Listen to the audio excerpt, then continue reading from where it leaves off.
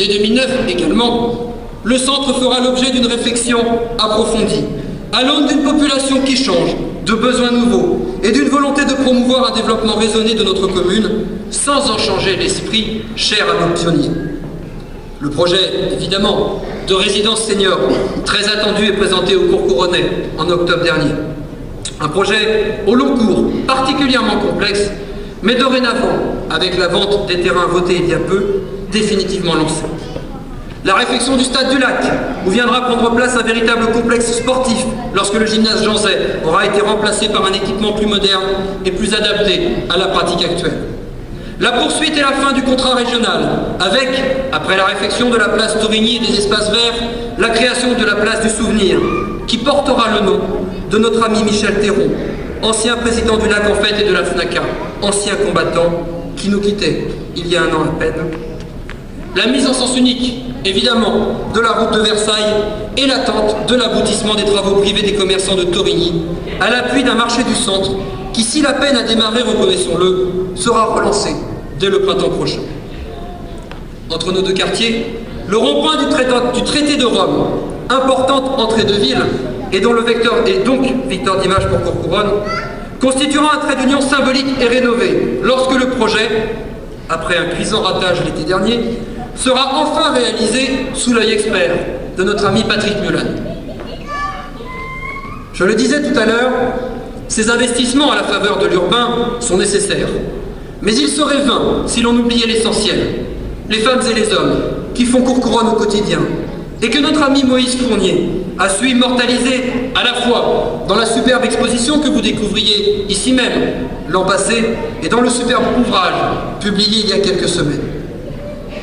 À Courcouronnes, l'humain, la solidarité, j'insiste, le lien, ne sont pas de vains mots, pas plus des slogans que l'on décrète pour faire bien. C'est une réalité qui traduit des valeurs d'égalité et un engagement de tous les jours en faveur de celles et ceux qui en ont besoin.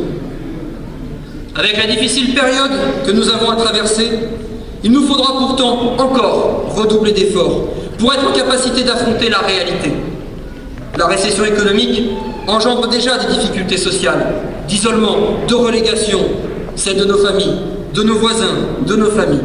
Et nous serons, nous, les acteurs publics, encore plus sollicités. Je veux vous le dire avec force, en dépit des moyens qui sont les nôtres, évidemment, nous y ferons face.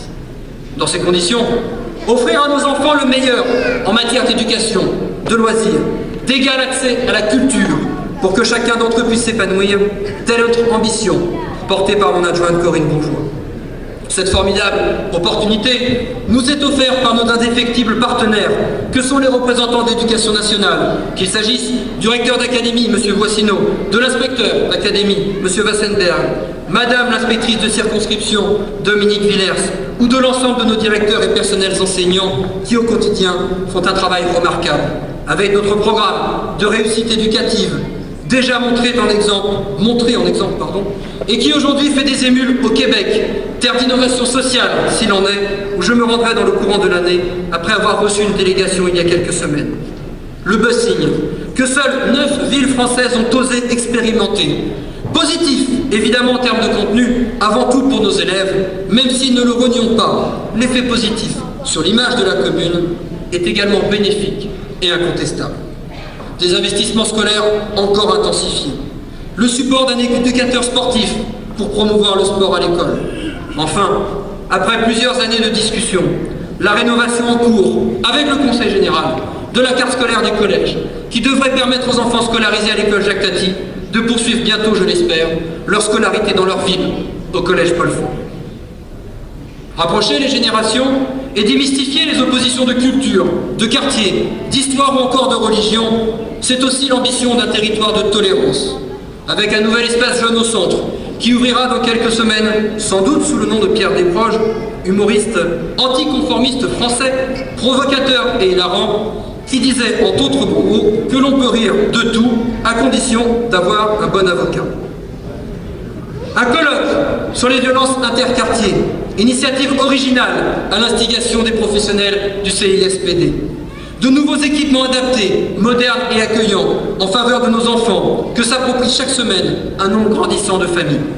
Des outils de démocratie de proximité rénovés, qu'il s'agisse de la géographie des conseils de quartier, de la création de l'atelier d'urbanisme que j'évoquais tout à l'heure, de la nécessité de faire évoluer tout à la fois notre comité des sages, nos instances de consultation de la jeunesse et bien sûr notre conseil municipal des enfants, dont je salue les travaux, eux aussi très solidaires. Des initiatives festives, dans l'attente de la création d'un nouveau service municipal dédié à l'accompagnement de nos aînés, mais aussi à leurs loisirs, à l'image de ces rendez-vous du lundi organisés à l'espace Brel-Brassens. Le développement d'une programmation culturelle diversifiée, complémentaire à celle de l'agglomération et accessible à tous par une politique tarifaire favorable. Le soutien réaffirmé, d'abord parce que très égoïstement je me sens concerné, et ensuite pour ceux qui la connaissent parce que j'ai Joséanne Adélaïde sur le dos, enfin je veux dire qui veille au grain, au monde sportif courcouronnais, chaque année plus dynamique, avec de nouvelles sections. Tout comme au monde associatif en général, suivi par Roger Gaillard, qu'il soit culturel, social, caritatif, dont nos habitants ont plus que jamais besoin et qui contribuent tant à l'animation et à la vie de Courcouronne, à l'image bien sûr de l'association des familles, du lac en fête, du comité des fêtes, de l'espace Simone Signoret, de notre comité d'histoire locale et bien sûr de tant d'autres. La municipalisation, moment important, de l'espace Brel-Brassens à l'été prochain, en prévision de sa relocalisation dans le cadre de l'ANRU, qui enfin permettra de rayonner son action sur l'ensemble du quartier et prendre ainsi toute sa dimension d'animation de la vie locale.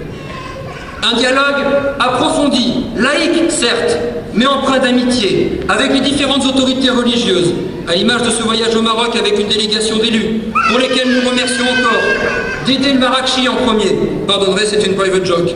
Je remercie encore, je disais, Ralil Meroun et Abderrahmane Amari, qui s'efforcent depuis plusieurs jours de diffuser des messages de paix à l'endroit de la communauté des fidèles. Je les remercie, je pense qu'on peut les applaudir.